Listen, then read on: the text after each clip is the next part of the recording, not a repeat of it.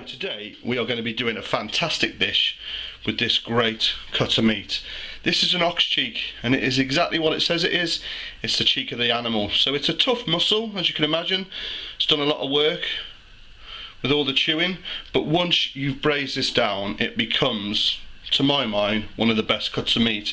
Now normally this is braised down with red wine, served with mashed potato, polenta, but we're going to do something a bit different, you know, what you expect from me. We are going to make a pulled beef sandwich with these with a lovely fresh coleslaw. So what we're going to do, we're going to poach these in a lovely local ale. So first of all, what we're going to do, I'm going to show you how to trim these up and we're going to get cooking it. Now this is a real simple dish to cook. You know, especially if you prepare your veg first, you know, get it all ready. You know, once we've prepared this and browned this meat off, you don't do nothing else to it. 3 or 4 hours in the oven, take the dog for a walk, go and have a few beers, and you'll have a lovely meal at the end of it. Like these beef cheeks, as you can see, they've got a bit of sinew on, and this is tough as old boots. So what we're going to do, as you can see, we're going to take the silver skin off. There's 2 ways you can do it. Just gently get your knife underneath, like that. And you know, these are a bit dark, they've been well hung, which is, as you know, is all flavour, and they will turn out absolutely fantastic. Now I've been watching videos on YouTube, people cooking these, and I was absolutely shocked. You know, there was this one chick on there, she cooked braised ox cheeks, and she started off by frying it in avocado oil, and I thought, you don't have to get that complicated, you don't have to get that fancy. This is proper old-fashioned cooking. You know, you just get it in the pot, nothing fancy like that avocado oil, and you're away. So just trim that off. Like I said, you could do it that way, or like you would skin a fish. Get your knife under, just gently rock it backwards and forwards, as you can see, and you're left with those nuggets of meat. So just trim that up a bit. It's quite a hefty portion, so what I'm going to do, just cut them in half. If you have a look in the centre of that cheek, you can see all those sinews, but that'll break down, that'll add flavour, and it'll become lovely and gelatinous, unctuous. So what we do then, get a bit of salt.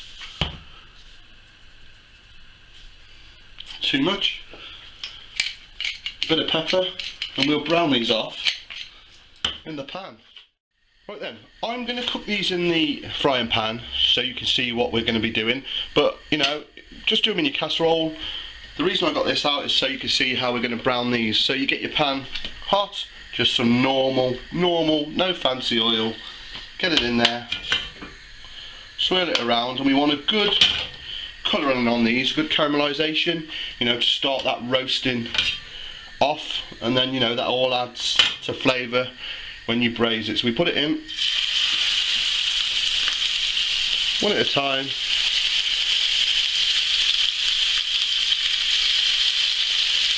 Then we leave it in there for as long as we get the colour. Could be 5 minutes, could be 10 minutes, just take your time. Don't move them about, just leave them there to take on colour. Right then, let's see how we're getting on. Get your tongs, and that is what you want on both sides. And this pretty much is the major part of the cooking. Like I said, once you've done this, we'll just give our veggies a spin in that pan as well. Get it in the casserole, top it up with a beer, a bit of chicken stock. Bob's your uncle. How good do they look?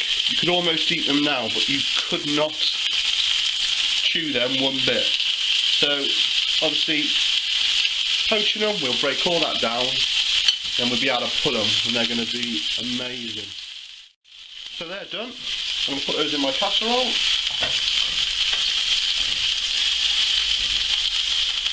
Simple as. What we're going to do then, I've got 1 large onion chopped, 2 carrots chopped. I've even left the skin on to keep it simple. Just going to add a little bit of colour to those.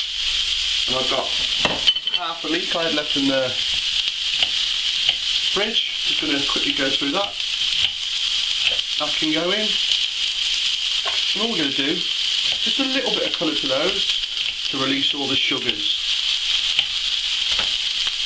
There you go in. Add a little bit more oil, there's not enough. And we'll just season up the veg. Season all the time as you go. Just building up all those flavours, the usual. And as you can see, that's picking up all those lovely meat juices and all those little crispy bits off the bottom, which is all flavour. So they've sweated down a bit. Lovely spring colours in that pan, innit? So all I'm going to do, put that into my casserole. Excuse my fingers there. Then we're going to add the main star, some beautiful local ale. You know the rule, if it's not good enough to drink, it's not good enough to cook with. That's perfect. So we're going to put about half a pint of that in, and then top it up. I'm using chicken stock, so you want it covered, but just let that get bubbling away. Then we'll put a lid on it in the oven, gas mark 2. If you check up there, you'll see the conversion, and we're going to leave it in there for 3 to 4 hours, and if it needs longer, because we want it to be able to break it down and pull it apart, we should do so. So that's just starting to cook to cooking speed. So I'm just going to put a couple of bay leaves in, add a bit of the finest sauce in the world, you know the score, not a lot left in there, and give it a couple of splashes of Worcester sauce. I'm going to put the lid on that then, in the oven, 3 to 4 hours minimum. Now the hardest part of this dish is to decide what you're going to do in the time it takes to cook. I'll leave it up to you. Okay then, these have been 4 hours, and this is what we're left with. Just have a look in there. Now you'll know when these are cooked because you can cut them with a spoon, and they've gone ever so tender, gelatinous. They are absolutely amazing. And like I said, what we're going to do, we're going to pull this and make a fantastic beef sandwich. And don't waste this stock, I mean it's going to taste amazing. All I'd be inclined to do with that now is just put the hand blender in, blend it, season it up if it needs seasoning, and then eat it as a soup course beforehand if you want, or just blend it and then keep it in your fridge for a couple of days, no problem, even freeze it. Anyway, this is the main event. Now look at this, just pulls. Oh man, oh, what we're going to do,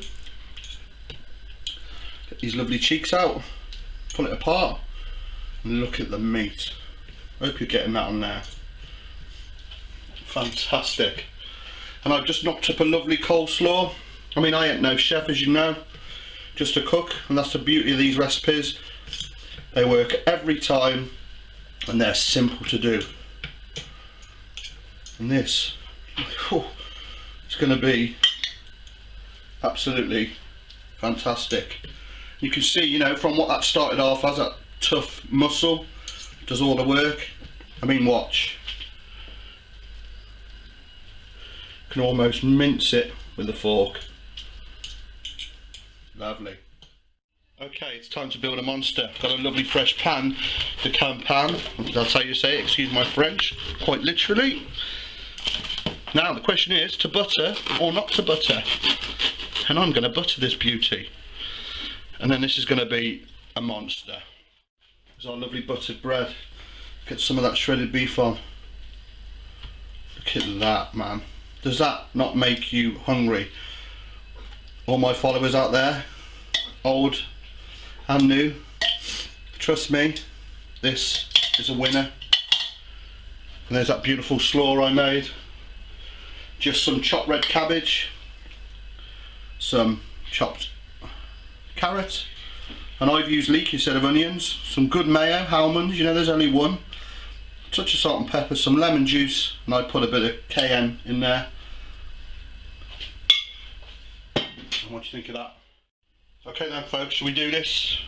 Let's try and get the lid on this bad boy. I don't think it's going to go, so let's get the lid on. How's that looking? Turn to the side, excuse my hands.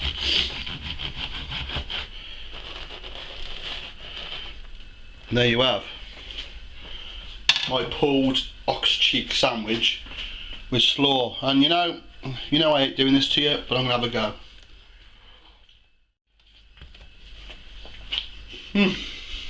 Excuse me. Now I know I say this all the time, but you really have to give this a go. I mean, just look at it. It's tender, soft, beefy, got that mayo, the melted butter, that coleslaw, fresh bread. It's off the hook, baby. So I'm just going to carry on eat this now. It's rude not to. I mean, look at it, and I've got another one to go on. You know, follow me on Twitter. Just go on to @TheScottReaProject if you want to ask any questions. Give this a go. You know these recipes work. And thanks for watching. See you again. God, it's a dirty job.